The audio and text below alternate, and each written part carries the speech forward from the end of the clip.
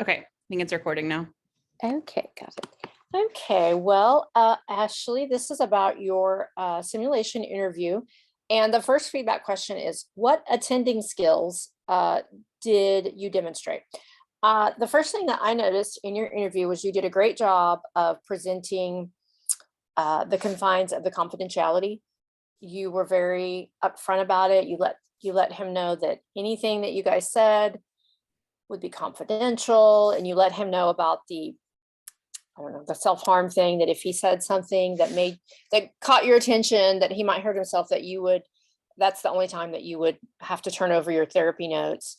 And so I'm sure that as a client, that probably made him feel better and more comfortable knowing that, and knowing that he could just talk to you openly. I also thought that your tone of voice was very professional. Your demeanor was professional. You didn't, unlike myself, you didn't wiggle around and move a lot, which because I watched my video right before I watched yours, and I was shocked at how much I had wiggled around, but you were very composed, very still, very professional. So that was impressive. Let's see. Lost my questions here. Let's see. And it said, did these skills impact the overall conversation and demeanor of the participant? I think so. I think it seemed to make him feel more comfortable. He's coming in there, he's in a bad position. He's tested positive for was it marijuana? For you, yours is So marijuana, right? it was supposed to be, but he chose mini script as Mick.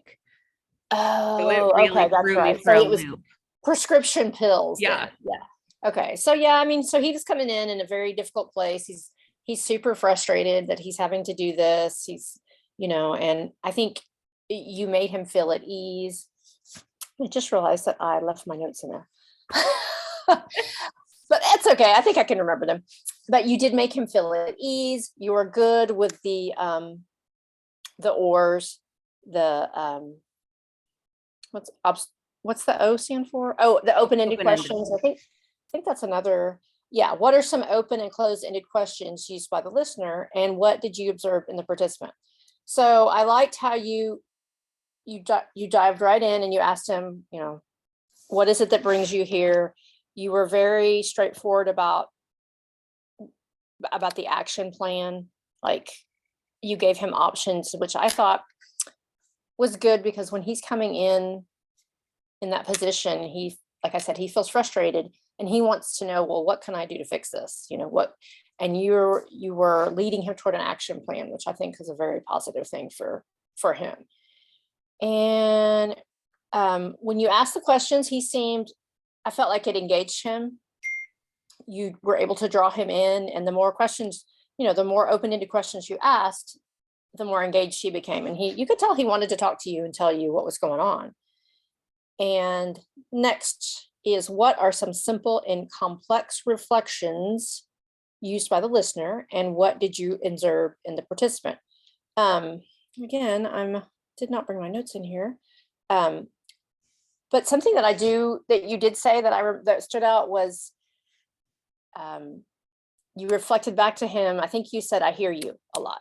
When he was talking, you repeated back to him, I hear you. I hear that you're frustrated. I hear that you're frustrated because your wife wants to start a family and you don't want to yet. So you reiterated that. And as a listener, I'm sure that made him feel more comfortable and more at ease. It just made him feel like you were actually listening and you were actually there for him. And let's see. And what did you observe in the participant when those reflections were used? Yeah, I think it just makes him more engaged and makes him open up more. And that's what we're wanting. This whole collaborative effort, we want the client to open up so that they can sort of find their own answers without us having to spoon feed it to them or directly give it to them, right? Yeah. And it says, choose one skill that the listener could improve on and share. And why did I choose this particular skill? I don't know. I was trying to think about this earlier. I think maybe if I was thinking of myself, if I were the participant, maybe a little more time on engagement, maybe making them feel, I don't know, I don't know, maybe making them feel more comfortable at the toward the beginning of the interview. I don't know if that makes any sense. No, it does.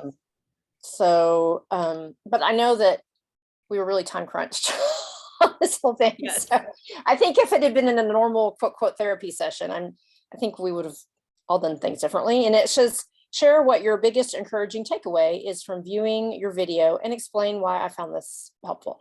I think you just overall did a great job. You engaged, you asked open-ended questions, you kept the closed-ended questions to a minimum, you had great reflective statements. Like I said, you said, oh, I hear you. And I noticed you also used the term, I wonder, when you were trying to get him toward the action. You're just like, I wonder what would happen if you, what was it you said? If you changed or if you stopped smoking pot. And you kind of put that in his head and he's like, well, I don't know, maybe I could do that. So I think that was great. And you did a great job with the reflections, the summaries.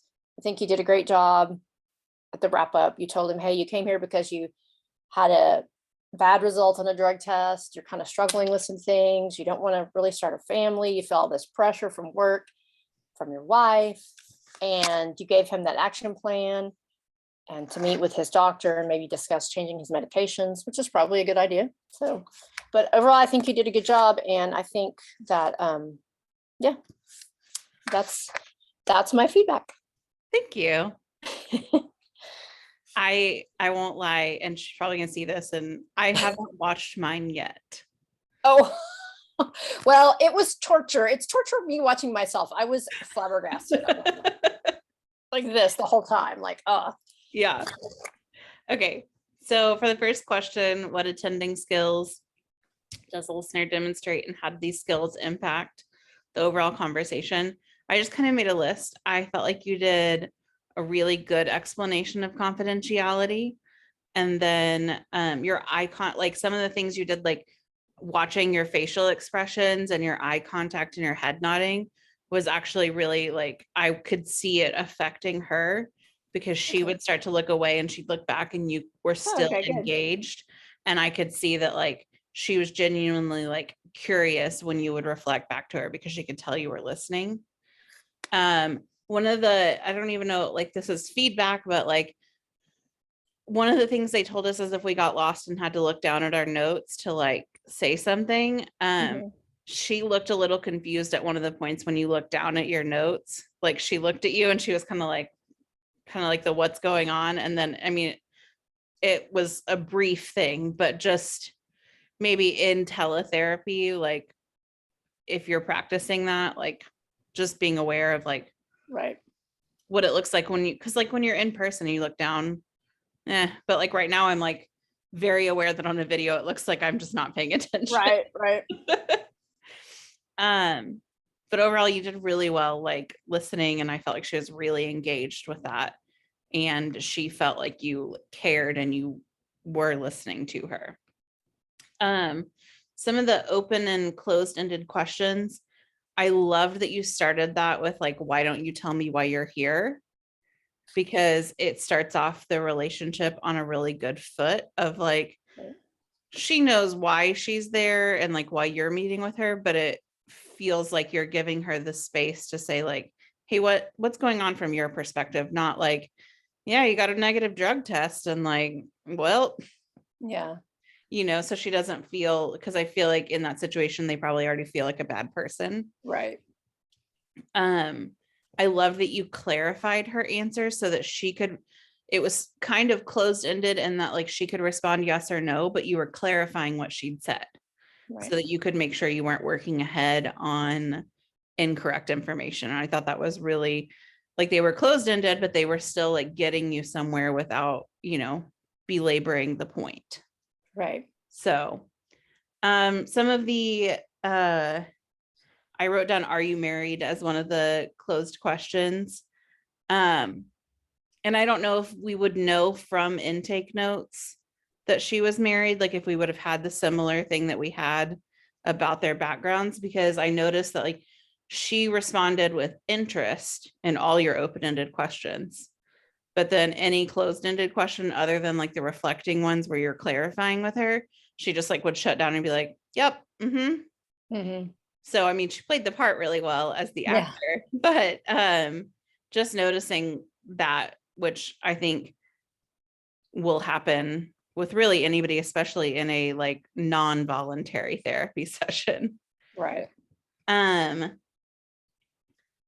So for the simple and complex reflections, like I said, you reflected back a lot of like exactly what she said. So you could clarify that like, hey, this is what you're saying, correct?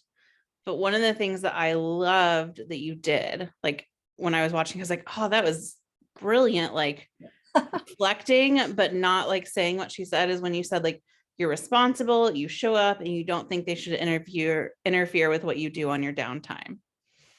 And like watching how she reacted to that was really cool, because I could see that she was like, oh, you're more on my side than I thought you would be. Right. Like I get her. Yeah. And so I felt like that was a really big deal. And that like launched a lot of the success of the rest of the session, was you reflecting what she said, but she was like, oh, okay, like you don't think I'm some deadbeat druggie that's like, Right. doing drugs on the job.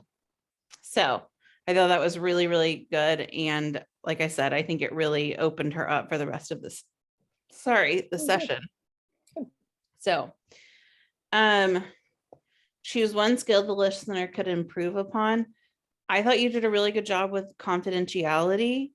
I would just say making sure that you get a response from them next time, so that and I know it's not as important, but just making sure kind of with informed consent that like, Right. hey, That she heard you. yeah, Right. do you hear me, and do you understand? Like, did I explain it in a way that makes sense to you? Because like he responded to me with something like, well, I'm not a public menace or anything. Yeah. Like That was pretty made a funny. joke of it, but like You knew he heard it. but you Though. get it. Yeah. So but other than that, you did really well. My biggest encouraging takeaway is when she started to go off topic, but you could tell that she was thinking about changing because she'd been so shut down. I thought you did a really good job. Like I wrote snatching the change talk and helping her work back to the issue, because she started to talk about changing with perspective to being a mother. And you did a really good job of like grabbing that and working it back into like the issue at hand of doing like prescription medication that is someone else's. And so, yeah. Okay, good. Well, thank you. You I did didn't a even really realize good that. job.